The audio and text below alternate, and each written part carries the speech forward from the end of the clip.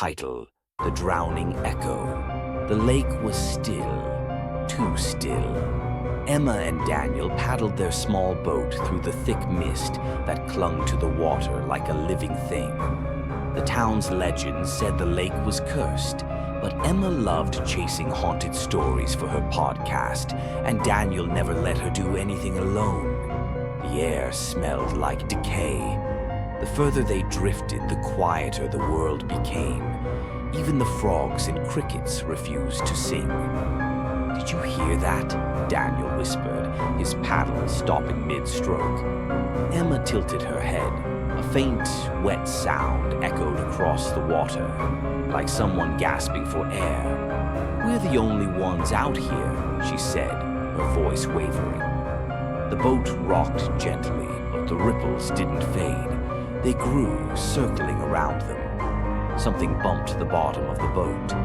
Daniel leaned over the edge, squinting into the dark water. His face paled. There's someone down there." Emma grabbed his arm. "That's not funny." "I'm not joking," he hissed, his breath shaky. "I saw a face." The boat jolted, nearly tipping them over. The gasping sound grew louder, closer. Emma shone her flashlight on the water's surface, and for a split second she saw it. A bloated, lifeless face staring up at them, mouth wide, eyes black as voids. Then it disappeared. "We need to go," Daniel choked out, paddling frantically. The boat barely moved.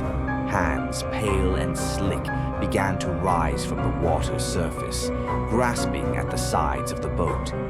Fingerprints smeared in cold, wet streaks, as if dozens of unseen figures were clawing their way out of the depths. The whispers started then, distorted voices calling their names, growing louder, more desperate. Emma screamed as a hand shot out of the water and grabbed her wrist, nails digging into her skin.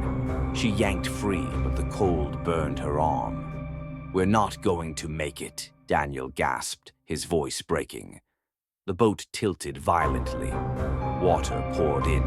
The hands dragged them under, and the last thing Emma saw before darkness swallowed her was her own reflection staring back from the surface, smiling. The lake returned to silence. By morning, their empty boat washed ashore, but the ripples never stopped.